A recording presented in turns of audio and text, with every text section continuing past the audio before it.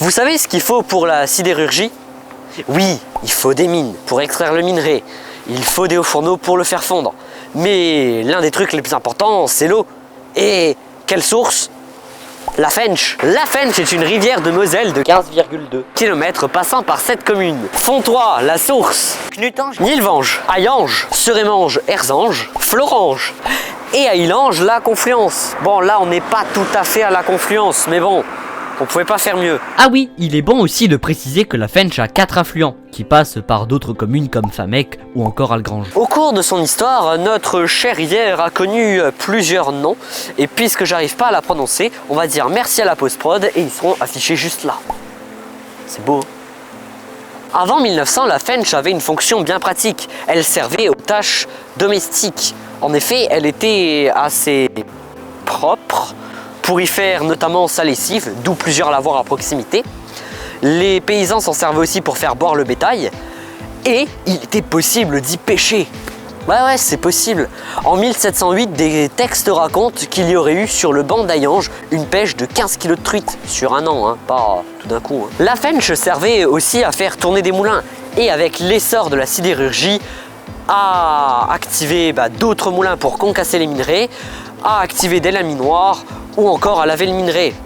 Mais tout ça, ça salit beaucoup la Fensch et ça ne plaît pas trop aux paysans qui vont donc se plaindre de plus en plus. Et malgré un cahier de doléances fait par les paysans à Florange, les intérêts économiques dus à la sidérurgie sont plus importants que ceux agricoles. De nos jours, le débit d'eau s'est largement ralenti, dû à des siècles de passé industriel et les activités minières.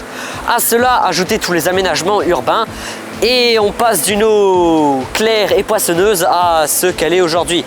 Bon, là, il a plu aussi hier beaucoup, donc ça joue pas en ma faveur pour la vidéo, mais bon. D'ailleurs, depuis 2000, la communauté d'agglo, la CAVF, c'est très bien CAVF, met un point d'honneur à la restauration de la rivière.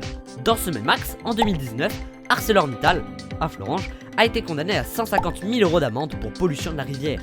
Les choses tentent quand même à s'améliorer pour la Fensch. Histoire de sortir un petit peu mes chiffres, je vais vous parler de débit. La Fensch a un débit moyen à Florange de 2,06 m3 par seconde, ce qui est déjà pas mal, surtout en comparaison avec ce bidon que vous voyez à l'écran, qui a un débit moyen de 2,89 millilitres par seconde, ce qui représente 0,0000289 mètres cubes par seconde. Sinon, le mois où la Fensch a le plus de débit, c'est le mois de février avec 3,25 mètres cubes par seconde. Et le mois où elle a le moins, c'est en septembre avec un débit moyen de 1,3 mètres cubes par seconde. Au fait, connaissez-vous la source principale d'alimentation de la Fensch? Ça va être dur à deviner au vu de la couleur de l'eau.